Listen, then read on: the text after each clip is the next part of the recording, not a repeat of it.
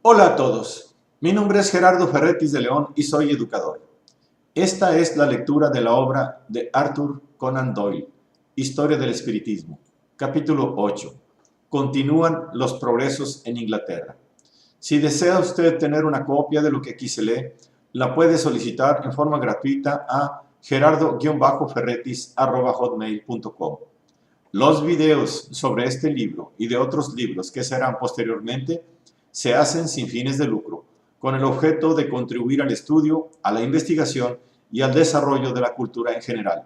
Saludo a mis amigos y amigas educadores de todo el mundo. Solicito disculpas anticipadas por los errores de lectura que pudieran cometerse. Espero sinceramente que les sea de utilidad. Tampico, Tamaulipas, México, a 29 de octubre de 2013. Comienza, capítulo 8. Continúan los progresos en Inglaterra. El libro sobre 10 años de experimentos del espiritismo de la señora de Morgan comprende desde 1853 a 1863. Su aparición fue una de las primeras señales de que el nuevo movimiento se extendía ya tanto entre las clases elevadas como entre las masas. Luego vinieron a propagarlo más los trabajos de Home y de los Davenport, que más adelante detallaremos. El examen que llevó a cabo la Sociedad Dialéctica en 1869 será también objeto de otro capítulo. El año 1870 es el de las famosas investigaciones que realizó William Crookes después del escándalo a que dio lugar la negativa de los hombres de ciencia a investigar la naturaleza de los hechos corroborados por muchos testigos competentes y dignos de crédito. Crookes publicó sus creencias en el Quarterly Journal of Science, afirmando que eran las de millones de personas y añadió: deseo fijar las leyes que gobiernan la realización de los notables fenómenos que están teniendo lugar estos días en proporciones casi increíbles. El relato de las investigaciones de William Crookes fue dado in extenso en 1874 y causó tal tumulto entre los fosilizados hombres del saber que hasta llegó a hablarse de darle de baja de la Real Sociedad. En medio de la tempestad, Crookes luchó valientemente contra ella y hasta que su posición no fue inexpugnable, puso la mayor cautela en la pública declaración de sus ideas. En 1873 surgió un nuevo elemento de valía, el reverendo Stanton Moses, cuyos escritos hicieron subir considerablemente el nivel de difusión del movimiento. Por entonces dieron conferencias sobre espiritismo la señora Emma Hardinge Britten y Cora I.B. Tappan y Mr. J.J. Morse, pronunciando una serie de elocuentes discursos que impresionaban profundamente al numeroso auditorio de cada cual. Gerald Massey, conocido escritor, y el doctor George Sexton dieron también conferencias públicas que alcanzaron gran renombre. La fundación de la Sociedad Británica Nacional de Espiritistas en 1873 impulsó grandemente el movimiento, ingresando en la causa buen número de prosélitos de ambos sexos muy conocidos del público. Entre ellos, la condesa de Caithness, la señora McDowell Gregory, viuda del profesor Gregory de Edimburgo, el doctor Stanhope Spear, el doctor Gould, Sir Carlos Isham, el doctor Mauricio Davis, Mr. H.D. Jenkins, el doctor George Sexton, la señora Ross Church, Florencia Mayrat, Mr. Newton Crosland y Mr. Benjamin Coleman. Destácanse en aquella época la mediumnidad de orden superior en la esfera de los fenómenos físicos de la señora Jenkins, Catalina Fox, y de la señorita Florencia Cook, así como la del doctor J.R. Newton, famoso medium curandero que llegó de América en 1870, haciendo un número extraordinario de curaciones en tratamientos completamente gratuitos. También por entonces se hicieron públicas la admirable mediumnidad de la señora Everett, D.D. Home, Herne y Williams, señora Guppy, Eglinton, Slade, Lottie Fowler y otros cuyas experiencias atraían numerosos prosélitos. Las fotografías espiritistas de Hudson causaron en 1872 un interés enorme y en 1875 el doctor Alfredo Russel Wallace publicó su famoso libro sobre los milagros y el espiritismo moderno. Un buen procedimiento para apreciar el desarrollo que tuvo el espiritismo en aquel periodo consiste en examinar los informes de testigos contemporáneos, especialmente los de aquellos mejor dispuestos por su posición y experiencia para dar una opinión. Pero antes, veamos cuál era la situación en 1866 según la pinta Mr. Guillermo Howitt en estos admirables párrafos. La situación presente del espiritismo en Inglaterra resulta poco halagüeña, dada la influencia contraria y omnipotente de la prensa.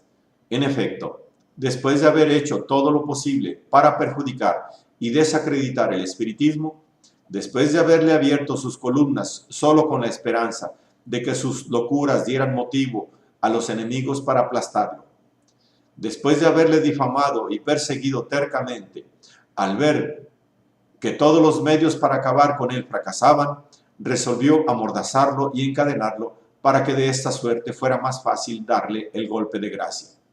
Realmente el trato que le dieron la prensa y los tribunales de justicia, el odio que contra él se exteriorizó desde los púlpitos de todas las iglesias y credos, sus mismas divisiones internas, en una palabra, su extraordinaria impopularidad, debieran ya haber puesto fin a su existencia. Pero ha ocurrido lo contrario, es decir, que jamás estuvo más fuertemente arraigado entre las inteligencias avanzadas. Sus adeptos jamás aumentaron tan rápidamente. Sus verdades jamás fueron afirmadas con más elocuencia. Las investigaciones nunca fueron más abundantes ni más concienzudas. A pesar de la animadversión y desprecio de la prensa, jamás se vieron tan concurridas las elocuentes conferencias de Emma Hardinge. Al mismo tiempo, los Davenport, denunciados 1000 veces como impostores, demostraron otras 1000 la realidad de sus fenómenos. ¿Qué significa todo ello? El fracaso de la prensa y el púlpito, de los magistrados y los tribunales de justicia, unidos con todas sus fuerzas. Agotaron todos sus recursos contra lo calificado por ellos de loco, vacuo, falso e insubstancial. Y si el espiritismo es esto, ¿cómo se explica que con toda su inteligencia, con todas sus denuncias, con todos sus grandes medios de ataque y los no menores para impedir la defensa, con sus procedimientos para tapar los oídos y acaparar las opiniones de las multitudes, no lograron sus propósitos? Como que lejos de desbaratar el movimiento, no lograran siquiera desviarlo o detenerlo. Todas esas huestes combinadas de sabios y de eruditos, directores y presidentes de centros, tribunales, miembros elocuentes del Parlamento y magnates de la prensa, armados con la artillería de la cultura y la educación nacional, de la Iglesia, del Estado, de la aristocracia, acostumbrados a ser los proclamadores, los definidores de lo bueno y lo falso, debieran reflexionar que algo se levanta en medio de su camino, verdaderamente firme, realmente vital, y no lo que suponía ser un mero fantasma. No quiero perder el tiempo pidiendo a esas grandes entidades y corporaciones de universal dominio que abran los ojos, que consideren que sus esfuerzos son baldíos y que admitan su fracaso. Pero diré a los espiritistas que, por turbia que les parezca la situación, nunca estuvo tan llena de promesas. Frente a la alianza de todos los poderes, nunca ha aparecido más clara nuestra victoria. Es lo que caracteriza a todas las conquistas de nuestro tiempo. Todas las grandes reformas sociales, morales, intelectuales o religiosas tuvieron que luchar, pero al fin todas se impusieron. En prueba del cambio ocurrido después de las palabras de Mr. Howitt, vemos en The Times de 26 de diciembre de 1872 un artículo titulado Ciencia y Espiritismo, de 3 columnas y media de extensión, en el cual se expresa el parecer de que ya es tiempo de que manos expertas desaten el nudo gordiano del espiritismo, ya que las de Crookes, Wallace o de Morgan no supieron hacerlo. Hablando de la obrita de Lord Adar, impresa con carácter privado sobre sus experimentos con D. de Home, dice el articulista del Times, impresionado por la condición social de los testigos que tuvieron esas sesiones. Este libro prueba la difusión que ha alcanzado la locura espiritista entre todas las clases sociales. Nos lo ha prestado un adepto bajo la solemne promesa de que no divulguemos los nombres de los interesados.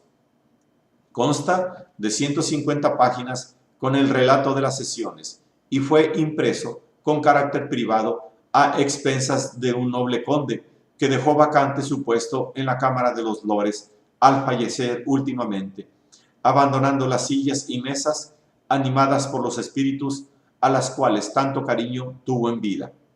En ese libro se relatan las cosas más maravillosas de manera tan natural como si fueran vulgares. No fatigaremos al lector recordando a cuanto allí se relata. Bastará indicar, para que quede orientado, que en la obra se habla de toda clase de manifestaciones de profecía para abajo. Lo que queremos advertir especialmente es que en su portada figura el testimonio de 50 respetables testigos, entre ellos los de una duquesa viuda y otras damas de elevada posición, el de un capitán de guardias, un varón, un caballero, un miembro del Parlamento, varios miembros de corporaciones científicas, un abogado, un comerciante y un doctor.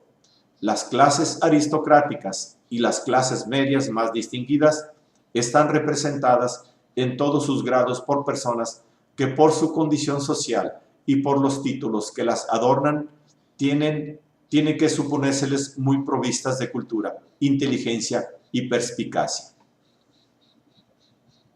El eminente naturalista Dr. Alfredo Russel Wallace, en una carta a The Times, el 4 de enero de 1873, dice, describiendo su visita a un medium profesional: considero que no hay exageración en afirmar que los hechos principales del espiritismo están hoy tan perfectamente establecidos y son tan fácilmente comprobables como cualquiera de los fenómenos de la naturaleza, aunque aún no están reducidos a conocidas leyes. Además, esos hechos tienen significación muy importante, así en la interpretación de la historia, que está llena de relatos de hechos similares, como en la naturaleza de la vida y del intelecto, sobre los cuales la ciencia arroja muy escasa e incierta luz, siendo mi creencia firme y bien reflexionada que cada una de las ramas de la filosofía debe ser honrada y seriamente investigada como parte esencial de los fenómenos de la naturaleza humana. Es cosa que desorienta ver, por ejemplo, cómo los fenómenos del ectoplasma y los experimentos de laboratorio, a que más adelante nos referiremos con la extensión de vida, han apartado a las inteligencias del objeto esencial de la investigación.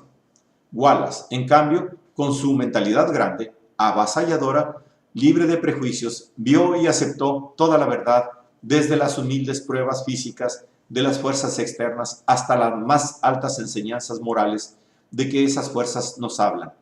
Enseñanzas que superan en belleza y veracidad a todo lo que la mentalidad moderna conoce. La pública aceptación y el decidido apoyo de aquel gran hombre de ciencia, una de las primeras inteligencias de su tiempo, fueron tanto más importantes cuanto que venía a reconocer con su talento la completa revolución religiosa que entrañaban aquellos fenómenos.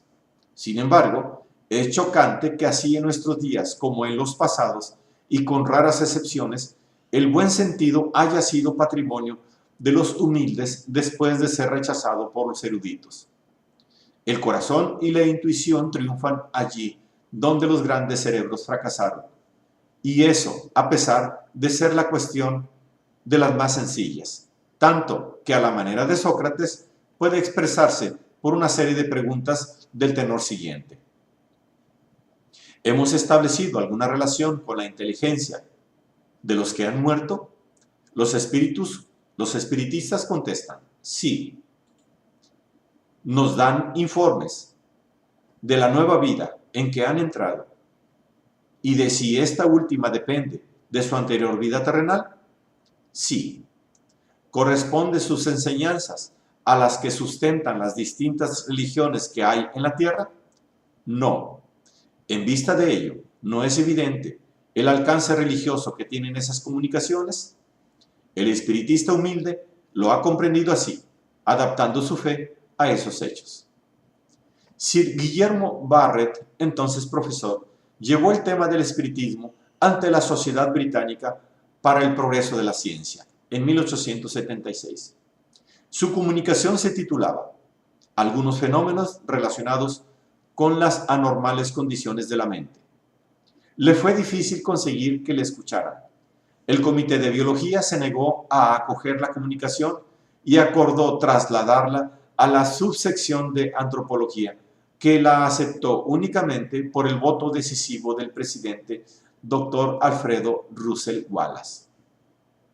El coronel Lane Fox contribuyó a vencer la oposición preguntando por qué, si se había discutido el año anterior la magia antigua, no podía examinarse en el presente la magia moderna.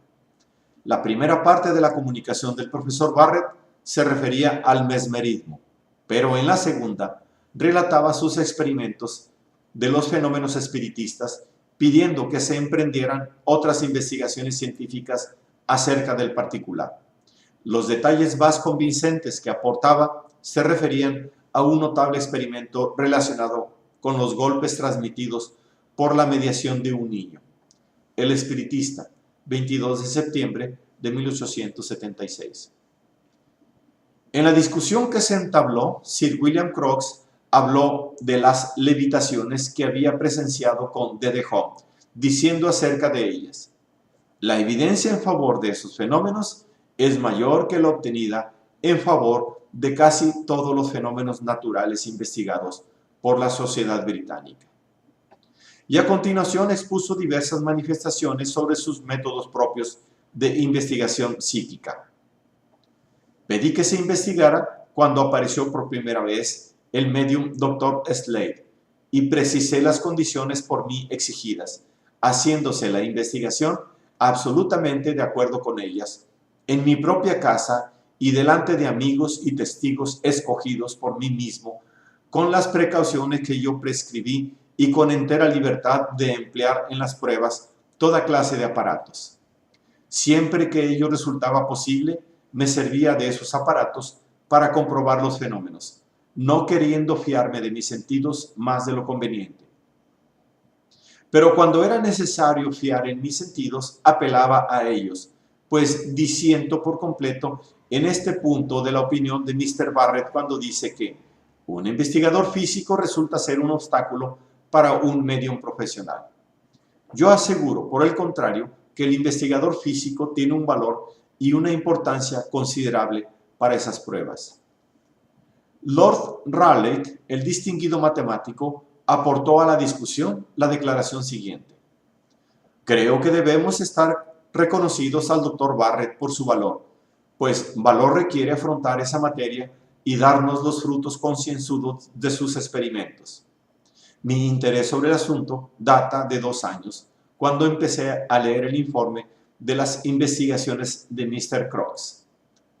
Aunque no he tenido oportunidades tan favorables como las que ha aprovechado el Dr. Barrett, he visto lo bastante para convencerme de que están equivocados cuantos quieren impedir estas investigaciones, cubriendo de ridículo a los que las han llevado a cabo.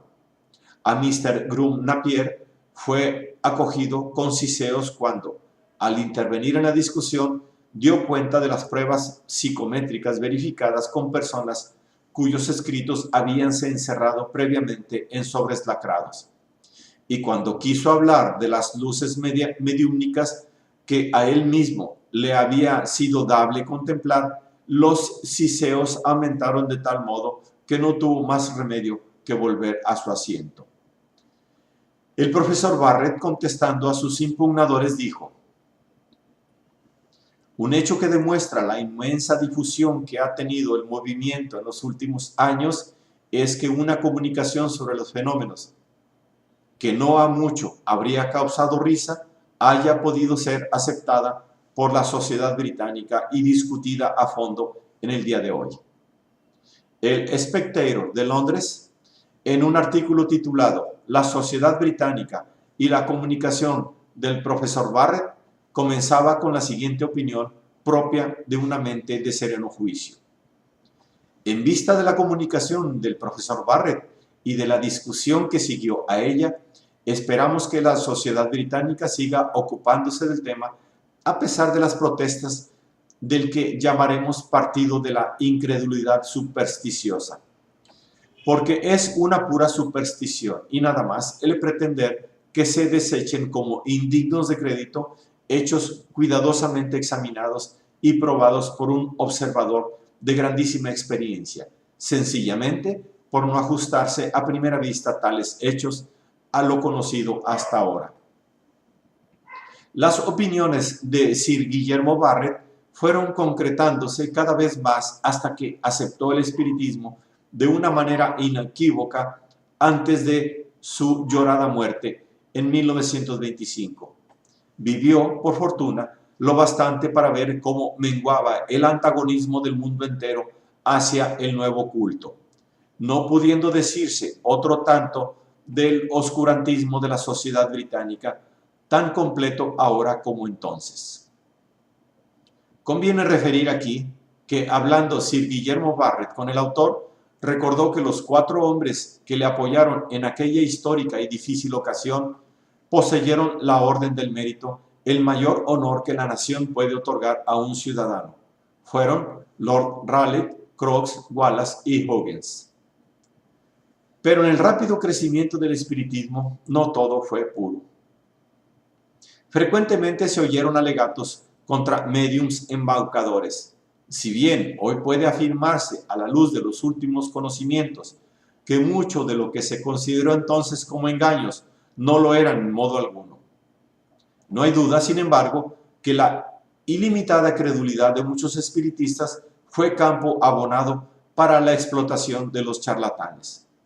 En el curso de una conferencia leída en la Sociedad de Investigación Psicológica de la Universidad de Cambridge en 1879, el presidente de dicha sociedad, Mr. J. A. Campbell, decía: desde el advenimiento de Mr. Home, el número de los médiums aumenta anualmente, lo cual ha dado lugar a no pocas exageraciones e imposturas.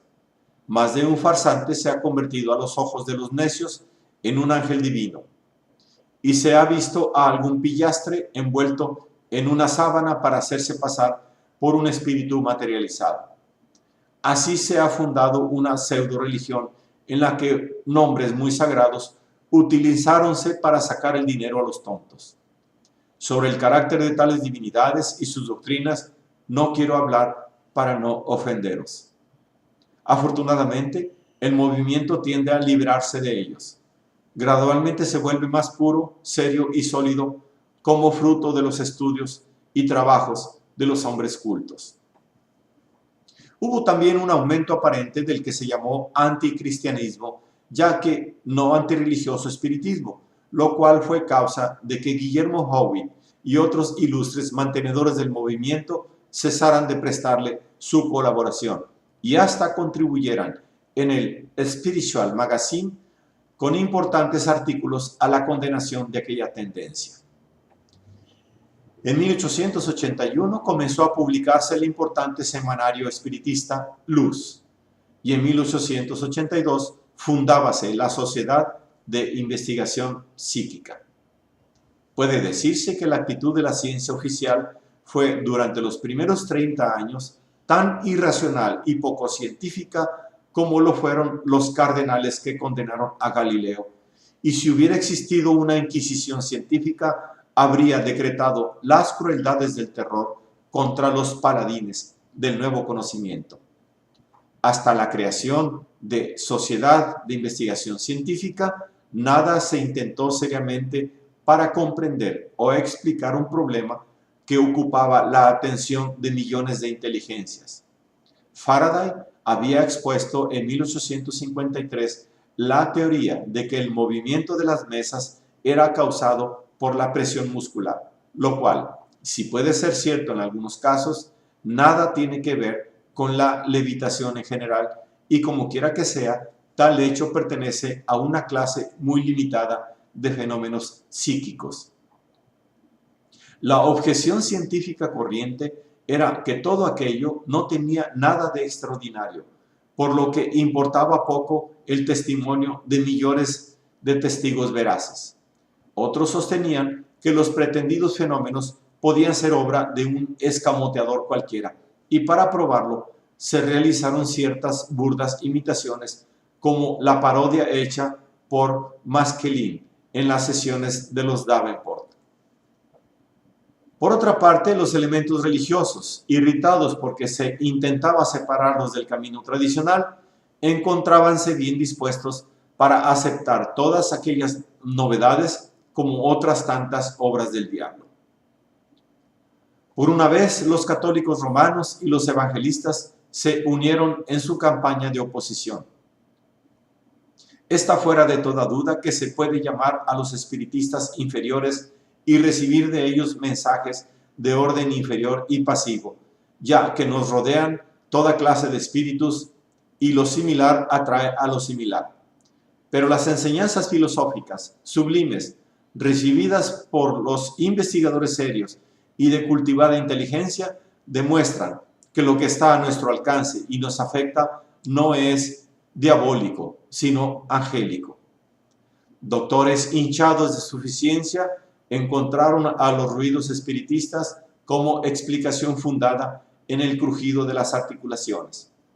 Pero esa explicación resulta cómica para cuantos tienen conocimiento personal de dichos sonidos, cuya intensidad va desde el tic-tac de un reloj al choque de un martinete. Otras explicaciones proceden de la doctrina teosófica, la cual acepta los hechos, pero repudia la intervención de los espíritus, suponiéndolos originados por entidades astrales dotadas de una especie de semiconsciencia soñadora, de una conciencia atenuada que las hace subhumanas en inteligencia o en moralidad. Es cierto que la calidad de la comunicación espiritista varía mucho, pero la más superior lo es tanto que nos es difícil imaginar que estemos en contacto solo con una fracción del ser pensante. Sin embargo, como es cosa sabida que el mundo trascendental es muy superior a nuestra individualidad normal, parece claro que el mundo de los espíritus no nos muestre más que una pequeña parte de sus fuerzas. Otra teoría es la del anima mundi, ese vasto depósito o masa central de inteligencia con una especie de banco de compensaciones en que todas las consultas son evacuadas. Pero los detalles precisos y claros que del otro mundo recibimos resultan incompatibles con una teoría tan grandiosa como vaga. Finalmente, queda esa alternativa verdaderamente formidable, según la cual el hombre es un cuerpo etéreo dotado de ciertos dones desconocidos, entre ellos de un poder de manifestación externa. Esa teoría de la criptescencia la sustentan Richet y otros, y hasta cierto punto los argumentos militan en su favor. El autor ha podido convencerse de que hay un grado preliminar y elemental en todo trabajo psíquico que depende del poder innato y posiblemente inconsciente del medio. La lectura de un escrito oculto, la producción de golpes, la descripción de visiones a distancia, los efectos tan notables de la psicometría, las primeras vibraciones de las voces directas, todos y cada uno de esos fenómenos registrados en diversas ocasiones parecen emanar de las facultades del mismo medio. Pero en la mayoría de los casos aparece luego una inteligencia independiente que se apropia dicha fuerza y la usa para sus especiales fines. Una prueba de lo que decimos se halla, como más adelante veremos, en los experimentos de Bison y de Egarnes con Eva, en los que las formas ectoplásticas eran indudablemente al principio reflejos de imágenes mentales tomadas de ilustraciones de periódicos, luego modificados por su paso a través de la cerebración del medio. Pero a esta siguió una fase más elevada, en que la forma ectoplásmica desarrollada fue capaz de movimiento y hasta de emitir palabras. La mente poderosa de Richet y sus dotes extraordinarias de observación se concentraron en los fenómenos físicos, mucho más que en los mentales y espirituales, los cuales es muy probable que hubieran modificado su manera de pensar. No queda por examinar más que la hipótesis de la personalidad compleja, es decir, la de la formación colectiva, creada por las ideas de los circunstantes que puede influir en determinadas ocasiones, por más que el autor le parece que tales casos se explican mejor por la obsesión. Por lo demás, ellos no hacen más que soslayar el tema, independientemente de su aspecto fenomenal, no mereciendo, por lo tanto, un profundo estudio. No nos cansaremos de recomendar que el investigador serio agote toda explicación posible a su completa satisfacción antes de adoptar el espiritismo. Si así lo hace, se hallará en terreno firme. El autor puede asegurar que año tras año se atrincheró tras líneas sucesivas de defensa hasta que al fin viose obligado honradamente a abandonar por completo su posición materialista. Termina capítulo 8.